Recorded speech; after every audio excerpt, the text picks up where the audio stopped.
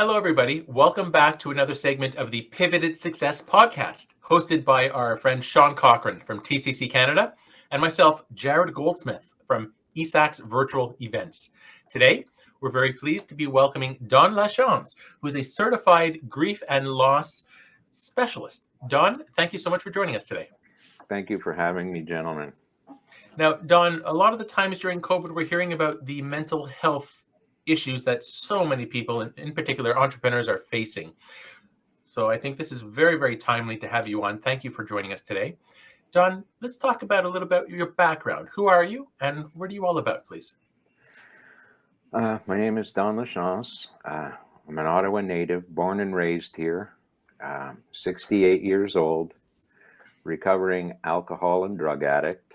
And what drove me to the work that I'm involved in now was coming to an understanding that through recovery from addictions, there were still a lot of relationships that were unfolding in my life or not unfolding in my life where I was very incomplete.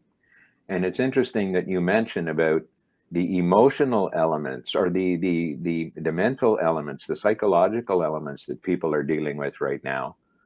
But those are also very much attached to the emotional levels. And very few people ever talk about that because we've been conditioned to not talk about emotional states. And so when I first got involved with this, it was through a good friend of mine who runs or ran an outreach program here in Ottawa for the marginalized. And so in that context, like there's a lot of dealing with people with a lot of emotional issue and trauma and things like that. And he came across the Grief Recovery Institute and asked me if I just kind of vet some of the program for him. And I started looking through it and the light went off. Like that's when I realized there was just so much disconnect in my own life in regards to grief and loss and coming to understand what it was that, I said, what are you looking to implement this for? And he wanted to take up a role as a chaplain and deal with the palliative section. And wow, life end, right? Like grief and at its heaviest. And so the more I moved into this, I said, look, if you're looking at taking this up, let me know because I want to take part in this with you. And that's what really got me started in this. So I guess the shorter answer would be my background in recovery has led me to this whole emotional plane where I'm now equipped to help people on that front as well, because very few people are willing to sit and listen without judgment, without analyzing, without criticizing, and holding that safe space for people to actually talk about loss. Yeah, and so often we hear about the great care people are given at the end of their lives and the family members. And people say it takes a special type of person to deal with this. And how do you disassociate yourself? Because you must, I'm assuming everybody who deals with grief or a loss specialist has to. How do you manage all that, keeping it all inside you?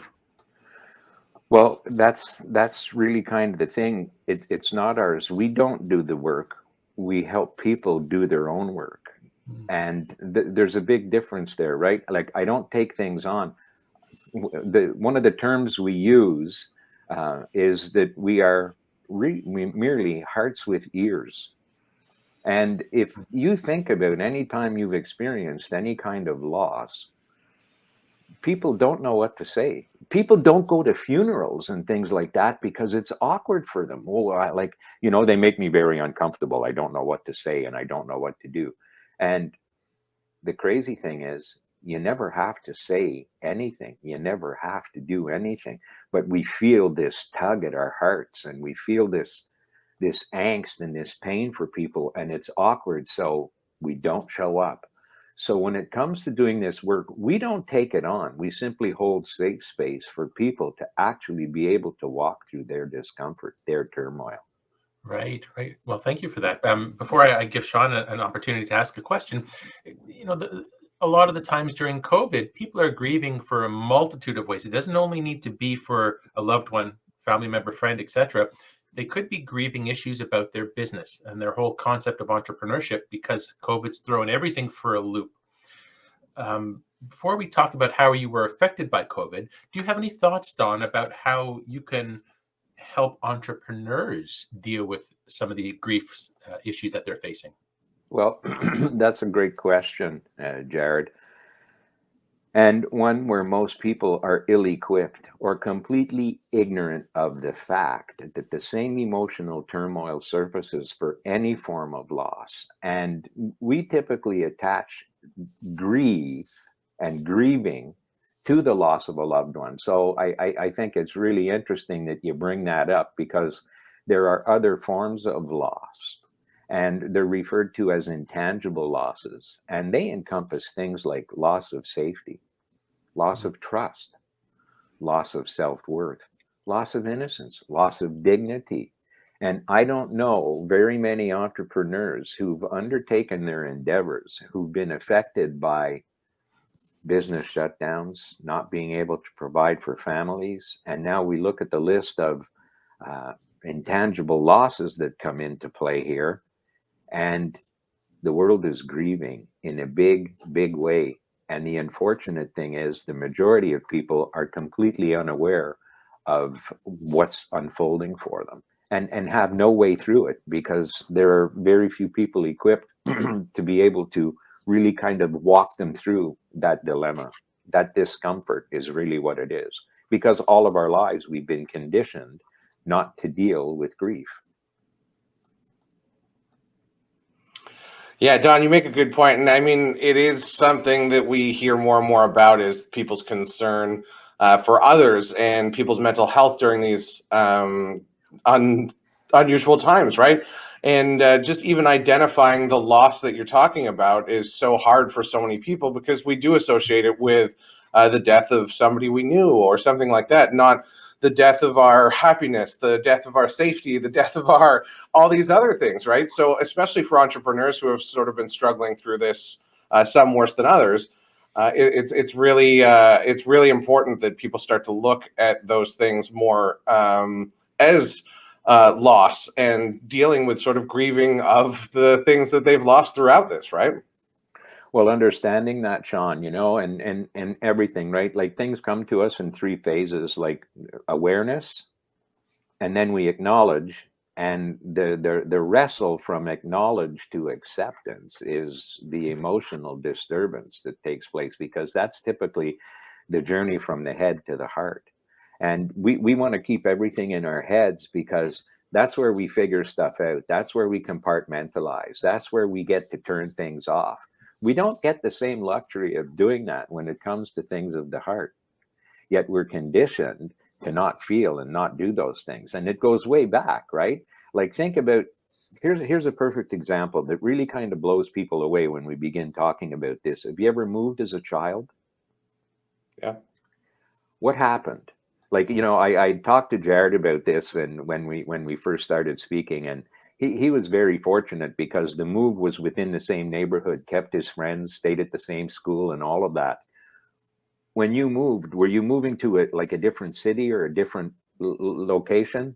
No, I'm a bad example too. I got lucky. We moved because they changed the boundaries of the school, and my parents wanted to keep us with our same group of friends and all that sort of stuff. So, Oh wow, very, very lucky yeah, for sure. And nice yeah, that you'd be able to know that, right? And you yeah. may have even more of a fondness for that, and you might want to thank your parents, because typically what happens, you get notified by your parents, oh yay, we're moving, and the angst begins to surface in the child, like, wow, I'm leaving my school, I'm leaving my friends, and they want to talk about it. And what are we told by our parents? Oh, dad's got a better job, or mom's got a better job. We're moving into a nicer house. Like, you'll make new friends. So right away, we're being taught not to grieve, to replace the loss, because you're getting a new home. Dad's got a better job. You'll make new friends. Be strong, suck it up, like, just move through the flow. And we're never allowed to really feel anything. Well, what comes to mind, Don, is people in the military or their departments that they need to move every few years, entirely new, in some cases, countries. And that's their lifestyle. Every 3 or 4 years, they pick up, they move again. Do they actually take the time, like you're saying, or are they just trying to bury it and just try to find new friends, new school, new? Yeah. Well, it's such a good point too, because I understand even the thinking as a parent is you're trying to bring out the positive so that you can try and paint this as a nice picture. But at the same time, you're squashing all of those feelings and those emotions that you want to avoid almost because you don't want them to be sad, I guess. But at the same time, they're things you need to deal with just like everything else in our lives, right? Yeah, the things you need to deal with, but like you've been just so cruelly conditioned by the world to never deal with. There are 6 myths around grief and loss, and I keep them, and I always look up to I keep them right by my doorway, because while I'm in my office and I'm dealing with this stuff, I'm very conscious, I'm very aware of it, and I'm protected. But as soon as I walk through my door and out into the big bad world, I'm dealing with people who are absolutely oblivious to this, and here's what they are: don't feel bad, replace the loss, grieve alone, just give it time, be strong for others, and keep busy.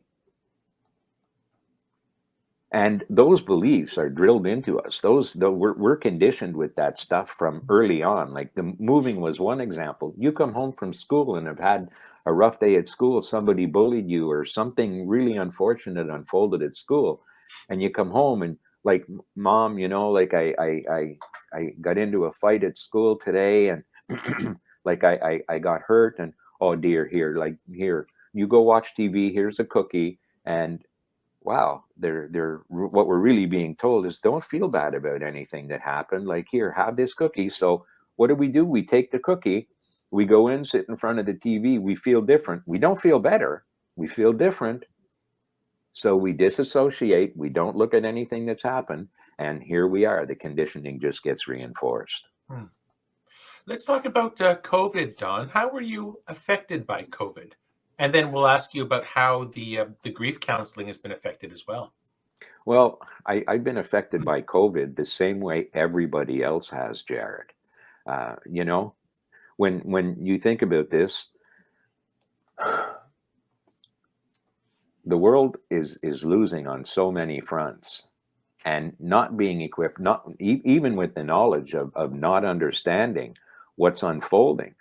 When we're affected by loss of dignity, when we're affected by loss of safety, loss of trust in systems that we always believed would serve us well, those things have eroded during COVID. So if anything, what's happened for me is it's just brought a lot of grief and a lot of loss to the forefront. So I may be equipped with the tools and a process to walk through all of this stuff that I'm confronted with in regards to COVID, but I have to process it emotionally the same way everybody else does. And that's where the work becomes uncomfortable because of all of the conditioning and everything else. So COVID has just been an amplifier of things that have been unfolding in lives, but at a pace that really didn't compound the discomfort. And COVID's weight has just really exacerbated all of us on so many fronts that the weight becomes unbearable, and we start cracking, we start breaking. And the majority of the world are equipped to look at what's happening to us from a mental perspective, but not so much on the emotional plane. And it's the emotional plane that drives the cerebral element. I'm glad you brought that up, Don. It's a very important point. You mentioned the whole process of services and like processes of businesses being disrupted because of COVID, even though in our personal lives, obviously. And how would you say that translates to the entrepreneurs who are struggling, and the term mental health?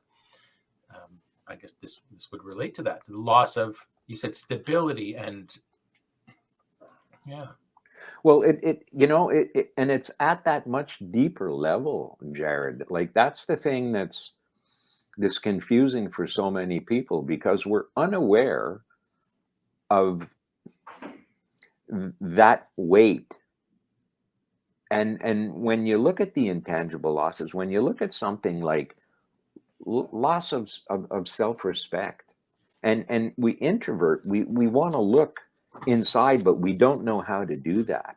Loss of safety, like my future, like what does this entail? What's going to happen? Like I've still got mortgage payments. I've still got, I've still got, and there's nothing on the other side of that looking for anything that's going to provide you with any kind of relief.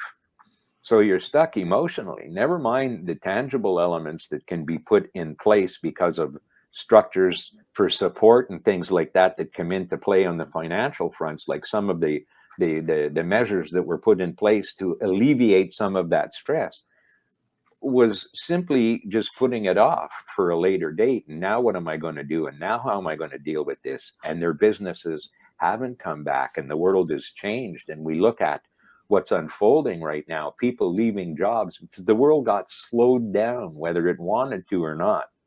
It's like, here's a cookie, sit in front of the TV, and your business, it'll be okay. Yeah, think about that. So let's look at how that affected the different sectors.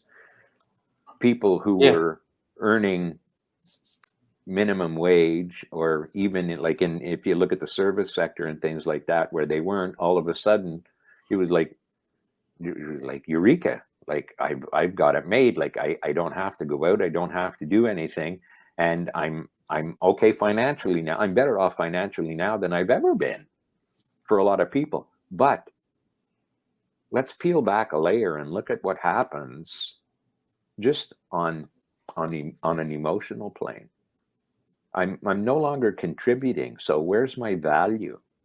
And we really want to be able to provide value. It's why we walk out of our homes every day. It's why we do the things we do. You know, we're on this call right now because both of you have hearts to want to be able to impart information that people typically wouldn't come across. You want to make sure that the entrepreneurial sector, who are suffering right now, get as many tools made available to them as possible for them to be able to move through a lot of the discomfort that they're not equipped to deal with right now. And so when you look at somebody saying, like, you stay home and I'm going to provide you with some support here because there's enough going on in your life, like without you having to deal with all of that, we'll make this at least feasible for you to survive. But what does that do to our psyches? What does that do to us emotionally as we're robbed of different elements? And here again, if you peel a layer back on that, it's shame-based. How many people stand up about things that they're shameful about and speak? We don't. We don't talk about shameful events. So what ends up happening? We sit and we suffer in silence. There's a segment of silent sufferers out there who don't know who to talk to, don't know what to do. And here's the dilemma. For all intents and purposes, the world looks at them and thinks, wow, they've got it all together. Everything Especially is for perfect. entrepreneurs. I mean, on social media, all we see is the happy, good, everything. Business is great. People don't post the other side on how they're feeling. And that's a tough one. That's a very tough one. Well, it is, because now it's tying into self-worth. You know, I don't know, like my history, my background, just coming through the world as I did. At 7, I tried to kill my dad. And yeah, it's a heavy duty statement, right? But it's part of my life. And I wasn't successful in that attempt. And the reason it was unfolding was like just an alcoholic environment. It was just a series of unfortunate events. And he was actually beating my mother. And I had heard the screaming and came down, grabbed a butcher knife and went at him and tried to kill him. He was a phys ed instructor in the military, so it was very little for him to really kind of grab me, disarm me, and just threw me across the room into the corner and like hit the wall. Every ounce of self-worth that could have lived in a 7-year-old body just seeped from me. And I spent the rest of my life trying to shore up my self-worth in ways that are unhealthy, because we don't know that there are other ways for us to be able to work through that. So when we look at the realm of what's unfolding out right now, like we look at addictions, we look at the amount of suicides, we look at all of the things that are plaguing the entrepreneurial world right now, because the entrepreneurs are typically people who live on shoestring budgets. They're trying to get things going. They're trying to make things happen. And one little glitch sets them back more so than it would a large corporation that's got a deep pocket, that's got funding, that's got safety nets and things like that. And so the entrepreneur is left alone. And what are we conditioned? Be strong. You got grit. Just keep forcing your way through it. And so we don't deal with any of the dilemma or any of the angst that surfaces. We've got to put on this mask and move through things. And it's been difficult because most of us have been affected on the financial front. And here's where it gets complex. Alcoholics numb with alcohol. Addicts will numb with drug of choice. What do people who are in financial straits do? They numb with credit. And credit is a weight that is very difficult to get out from under. And so the mask gets put on. And I've got to sit and act like everything is okay. And we don't know who to reach out to. And that's why we end up sitting and suffering in silence, because we can't talk about that shameful event. Like, I'm at the end of my credit line. I'm at the end of my credit cards. I don't know what to do next. And I can't tell anyone about it, because if I start sharing that stuff, who's going to want to do business with me? No, that's it, Don. And it's such a scary thought, too, because as the entrepreneurs, you often carry that load because you can't talk to your staff and say, hey, guys, look, I might not be able to pay you this month. Things are really bad, because everybody's going to quit because they have lives to lead and they need to make sure that their stability is there. And if they don't feel comfort in your stability, then they're not going to be feeling very stable themselves, right? But Don, for you, taking this back sort of to March of last year, I imagine most of what you do professionally would have been in person. So how did the shift in that first lockdown and sort of the introduction of COVID change things professionally for you? I've always preferred doing this work one-on-one. And in an initial consult, I don't have an office. I work out of my home. And it's difficult, really. And here's some of the discomfort around what I do, okay? And I'm talking real here. This is, and we're all faced with this. Some of the people I deal with, I don't know if it's a mental issue. I'm believing that it's emotional and it's driving some of the mental stress that they're dealing with. But I can't necessarily open my home up to everybody without really knowing them and vetting things, right? So you meet in a public place. Over the last couple of years, what are some of the national boardrooms, in Starbucks, Bridgehead? Like, we meet in those public places because it's easy to do. We sit, we're across the table from someone. But the nature of the work I do is very personal for people. And here's one of the things I share. My job is to be intrusive, but I'll never be invasive. And so I peel layers back and I talk about difficult emotional things. And more often than not, people would break down. But stop and think about where you're at. You're in a public place. So here you are sitting with me telling you that everything you're feeling is justified right now. And you want to start to cry, and I see the lip quiver, and I see the tears begin to flood, and everything in you and all of your conditioning is fighting that and telling you, don't feel bad, like, don't let that out in public, like, don't let anybody know you're hurting, don't let anyone know that you're feeling bad. And so it became very uncomfortable. The Institute realized what was happening on that front, and they turned to the Zoom platform for us to be able to provide people with our work. So the beauty in all of this, when that unfolded for me, there was still a very safe environment for people to connect. And here's what really added a layer of comfort for most people was that they were in familiar surroundings. They were alone. And part of the initial consult now was, look, if we're going to undertake this work, have you got a secure place in your home where you can close the door and be alone? Because I'll guarantee you right now, as we begin to move through this, there will be some emotional breaking. And you may sob for an hour. It doesn't matter to me. Like, that's what we're looking for you to experience freely and break down.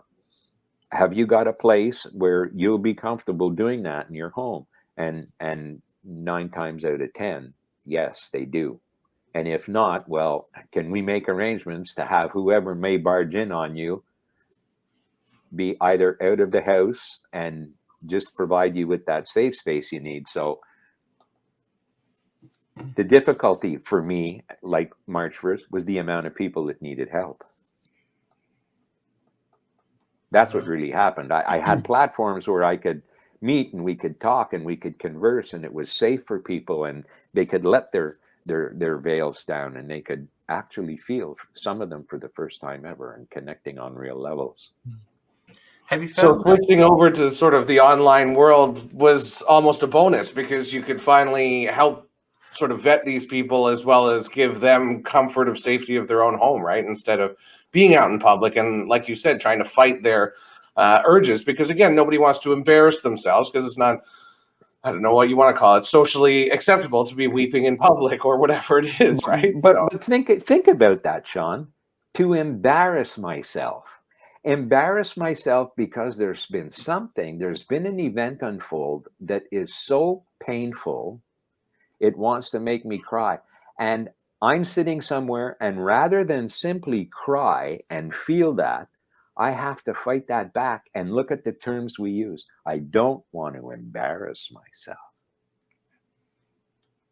for something that's so natural, something that's so, and here, it's the discomfort, it's the awareness, and then the acknowledgement and the wrestle from the head to the heart, 13 inches in the average human body, but a journey that most people won't take, okay, till we accept. And I guess one of the perfect examples for that for me would be when I acknowledged that I was an alcoholic, that I had a drinking problem. There were 3 long years before I accepted it. I acknowledged it, but 3 years that I struggled with accepting it. There was no recovery in my life. There was nothing but angst and anger, and I managed people through that. I managed people through isolation. I was the worst SOB on the face of the planet. And the unfortunate thing was I acted that way, amplified with the people that I cared about most. Why is that? Because we've got such trust in the relationship that we can surface that way and act as rudely as we can. And really, we're doing it for protection. We're protecting self. And 3 long years until I realized, like, I'm killing everybody I love. I'm killing myself. And it wasn't until I accepted it that I was actually able to start a path to recovery. Wow, Don, thank you so much for sharing all these stories. It's hopefully it will help encourage others who are listening to start dealing with some of the issues they have, and even having the opportunity to talk to a specialist like yourself, a grief specialist, because again, during COVID, entrepreneurs in particular, I would say, and perhaps you may or may not agree with me, but might have been lopsided, perhaps more affected because of the career choice they're in. Speaking of entrepreneurship, Don, how have you observed that the whole entrepreneurship world has changed because of COVID? Are you finding that some of your clients are more adverse or less adverse to the mental health component because they're entrepreneurs? Like, are you able to? Can you rephrase that question for me? Sure. How have you observed that entrepreneurship has changed because of COVID? I think it's just brought a lot of what we're conditioned not to deal with to the forefront, and amplifies really the dilemma that we find ourselves in as entrepreneurs. There's no denying what's really unfolding right now. There is none. And there are entrepreneurial spirits, like people who've been at it for a while, who have developed larger organizations. Like, when I think of the entrepreneur, I'm often thinking of the grinder, the person that's really decided to build something for themselves, and goes out and does the gritty work, and is persistent, and does the mindset training, and gets plugged in and begins to network, and wants to just like figure things out and help. But there are other people who've grown sizable organizations who carry all of that weight. They carry the weight for all of the people that they've employed, who become, and as entrepreneurs, how do you hire people?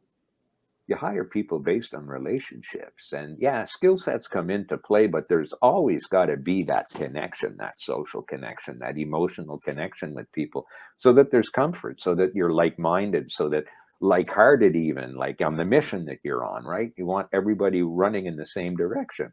I can see that Sean is nodding because he hires quite a few staff.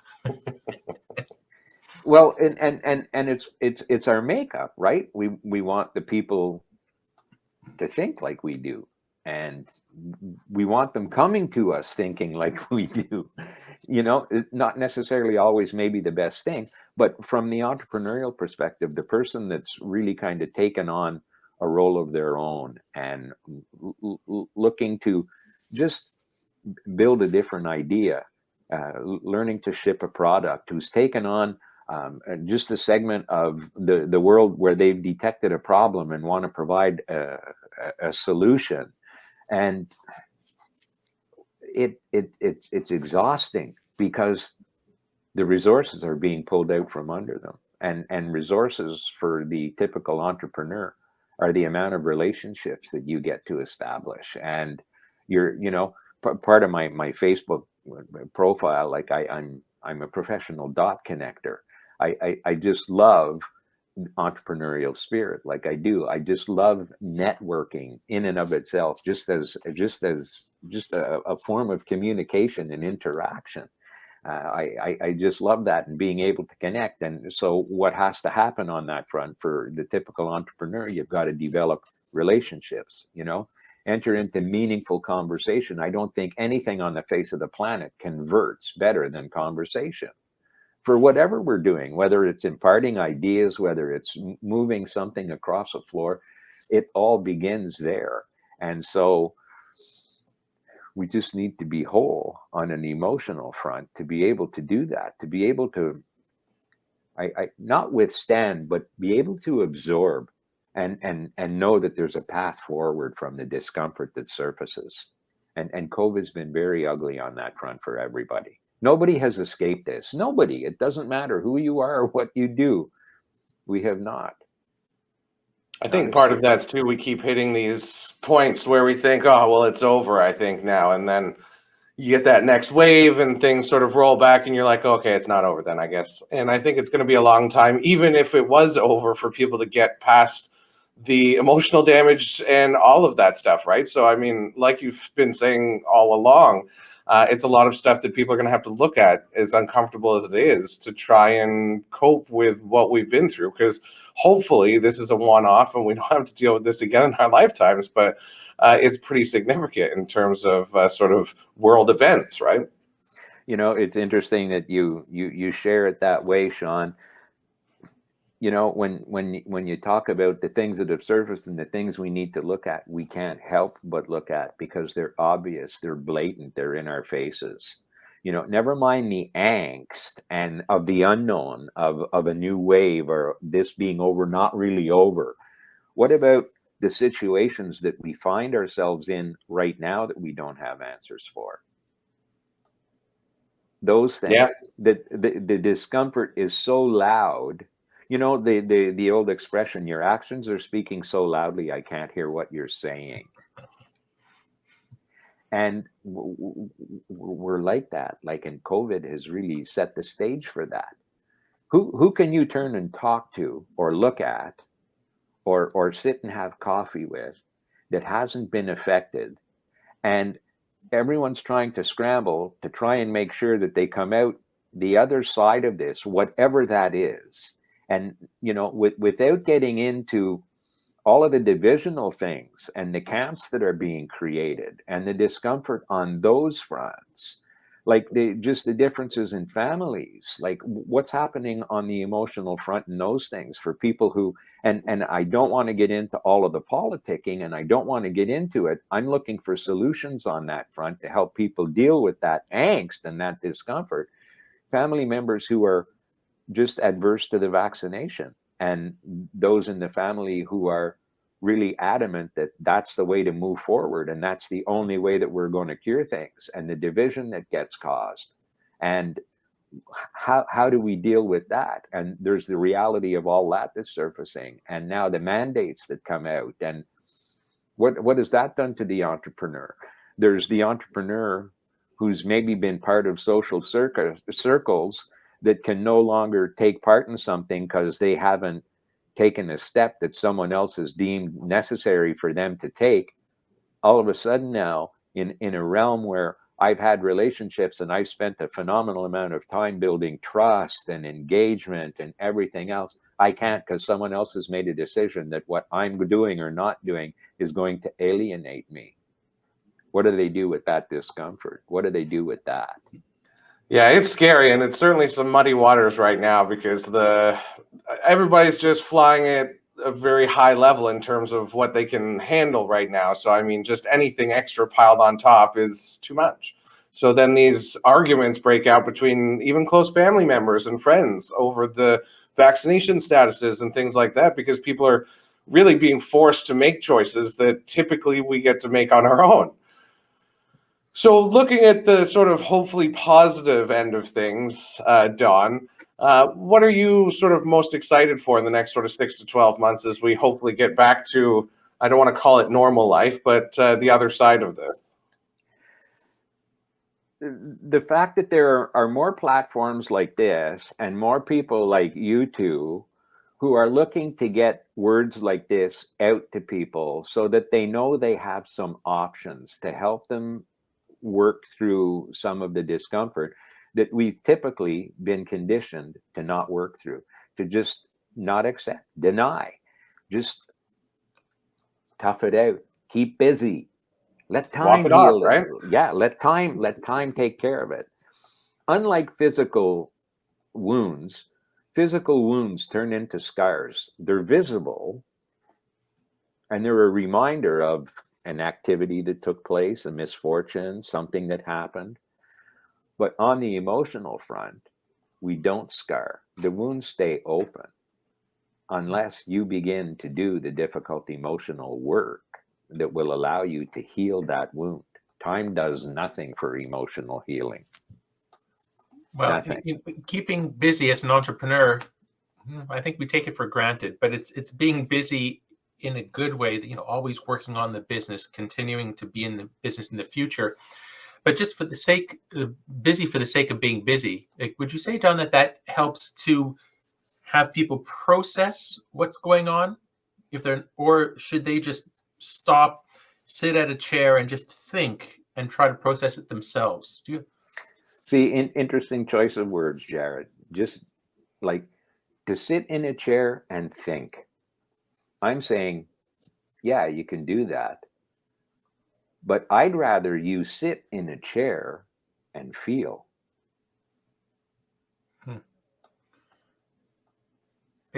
Big difference there. Yeah. Yeah, because you see the busyness, and for the entrepreneur, and we're watching it unfold now, like we see the corrections taking place. Don't be busy, be productive. Busy keeps you from being productive in so many instances. Yet, like we're conditioned, like as long as I look like I'm doing something, I'm getting something done. And yeah, you are. You are, Busy but none keeps of you. it's, yeah, I'm trying to remember that phrase. Busy keeps you from being productive. Wow. absolutely. Wow. Yeah. Don, what can the community do to help? As we know, the entrepreneur community is quite varied. We like to support and lift each other up. What can we do to help? Because you know the expression, "A tide lifts all boats." Well, we're Yeah, all facing it. So, yeah. I think just an understanding here. We deal with, when I ask people typically, "Hey, how are you doing, Jared?" What am I going to get in the way of a response? oh, things are great. I'm fine. Yeah. We recognize fine as nothing more than an acronym for feelings inside not expressed. And so I always want to probe, right? Like my job, my function in life is to probe so that you do feel. And if what you feel is discomfort, I want you to know that that's okay.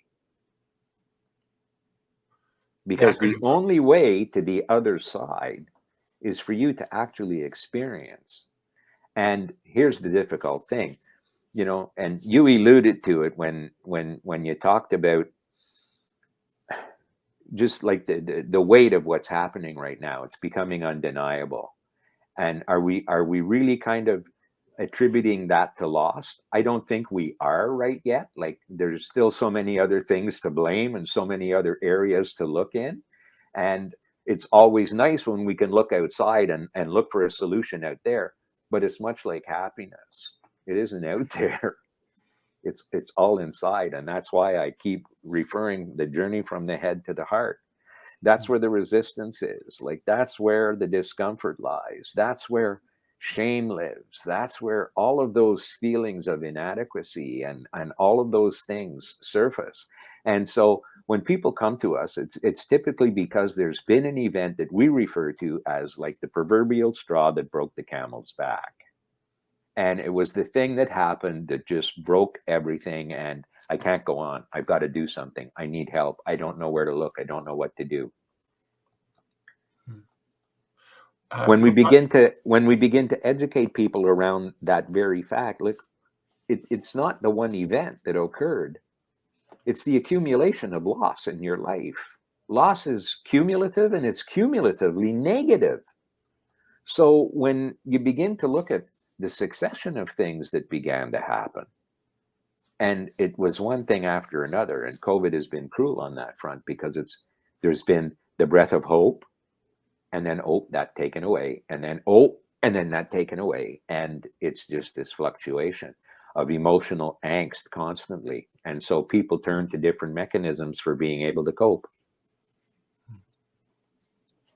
Yeah, it's definitely been an emotional roller coaster, let's just say, but that's just impacted and compounded, sorry, on top of, like you said, a lifetime of loss that a lot of people haven't dealt with in so many different facets of their life, right?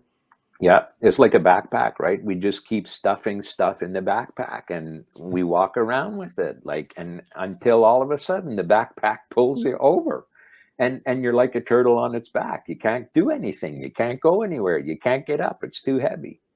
Yeah. No, that makes so much sense, Don. So, as we sort of hopefully start to pull out of this pandemic, do you have any sort of words of wisdom that you could share for others to try and help cope with no, I don't want to call it the final stage, but really everything in their life that they've been sort of ignoring up until now? Years ago, I was doing just some, I guess, mindset work, personal development work, studying Napoleon Hill's Think and Grow Rich. I don't know of an entrepreneur on the face of this planet who hasn't read that book, right? And done a study around that. And there's a quote in that book that changed the course of my life. And here's the quote: "We find what we look for." And equipped with that, if people, when you air this and people get to see this, keep that tucked into your heart. We find what we look for because it will serve you. And the complexity and just the savviness, if you wish, of the internet, just like the social media platforms that begin to feed everything that you look for. Because what are we doing when we go out searching for answers? We're looking to validate our beliefs. We're looking to validate how we come to terms with things. And so the algorithms are very, very savvy and very sophisticated, start filling us with all the things. George Zalicki talked years ago, just a prolific entrepreneur, that the thinker thinks, but the prover proves. And it's all in the same head. And when we go out in search of things that will validate our belief systems, we just keep getting fed with that. So if you want some balance, begin searching for all of the things that make you uncomfortable, not for the things that make you comfortable. We're adept and we're skilled at doing that. Look for the things that make you uncomfortable. Yeah, it's out of our comfort zone, and that's where people grow and their businesses grow. Well, Don, thank you so much. We're coming to the end of our segment today. How can somebody get in touch with you, please? dvlachance.com will lead them to my profile. They can have just a look at that. There's a bio there. Not everybody relates to everybody. So for those who resonate with what I have on there for them, they can reach out that way. Well, thank you, Don. I mean, there's no question this was a very important segment for anybody dealing with mental health issues and the loss of or grieving over a personal matter, their business, the whole concept of entrepreneurship, people having to pivot and change the way they direct themselves. And so thank you very much for taking the time to join us today.